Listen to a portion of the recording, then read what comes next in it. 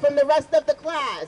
My son, Corey Foster, was 16 when he was killed in Lincoln Watts, while 5 adults sat on his back. Yes, they restrained him. You may drive your cars fast trying to get away. You may try to look the other way.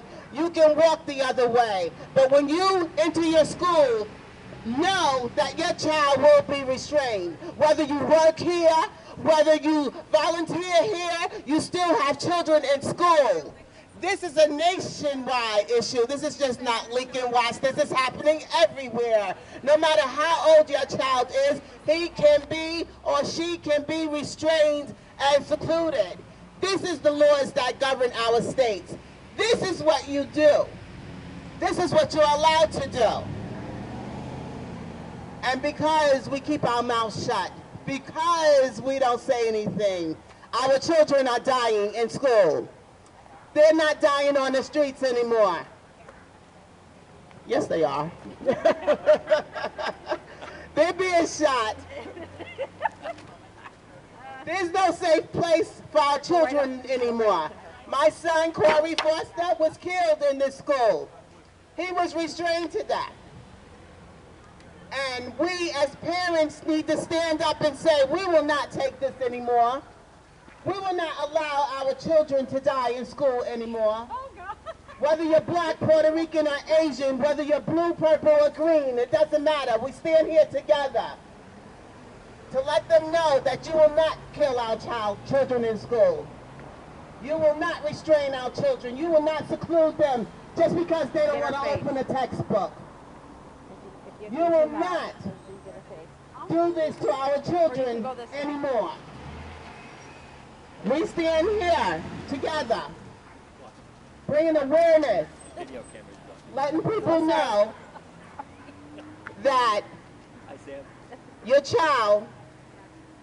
children can be restrained in school. Your children can die in school. There aren't any safe places anymore. So we bring awareness to you today to let you know that the law that governs our states governs your children, and you do not have to authorize this practice. Therapy holds, restraint and seclusion, same thing. Got it. There was nothing therapeutic about my son's death. Nothing. Nothing therapeutic about a child being secluded from schools, from classrooms, nothing. My son died a horrible death. This is an awareness rally.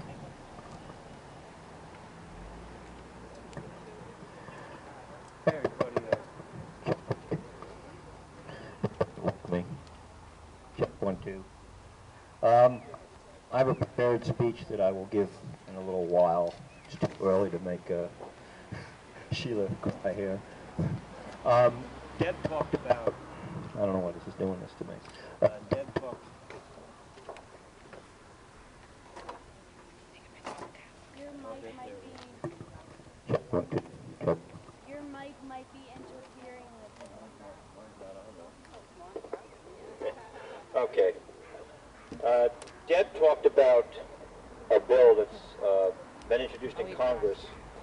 That bill is H.R. 1893. It's actually a revision of a bill that was introduced a couple years ago that just died in the House, and it was reintroduced on May 8th of this year, the House of Representatives.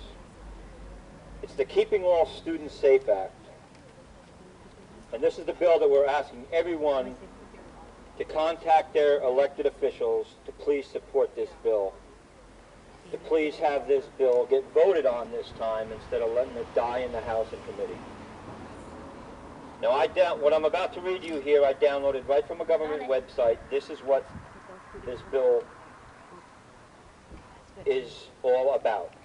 If this bill was in place on April 18th, 2012, and if it was followed, Corey Foster would be standing with us here today.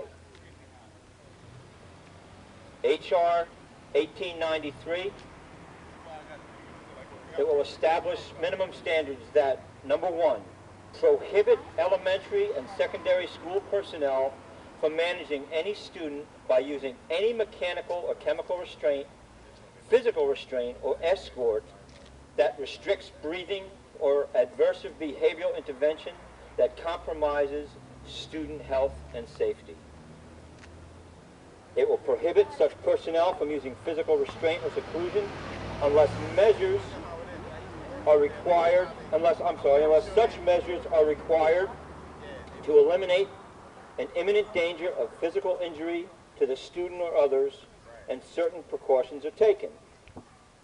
It will require states and local education agencies to ensure that a sufficient number of school personnel receive state-approved crisis intervention training and certification in first aid and certain safe and effective student management techniques. It will prohibit physical restraint or seclusion from being written into a student's education plan, individual safety plan, behavioral plan, or individual education program as a planned intervention. And as you heard Sheila talk about before, this bill will require schools to establish procedures to notify parents in a timely manner if a physical restraint or seclusion is imposed on their child. In a timely manner, not 45 minutes after your son lay dead on a gymnasium floor. This is why we must get our congressman to vote this bill. Thank you.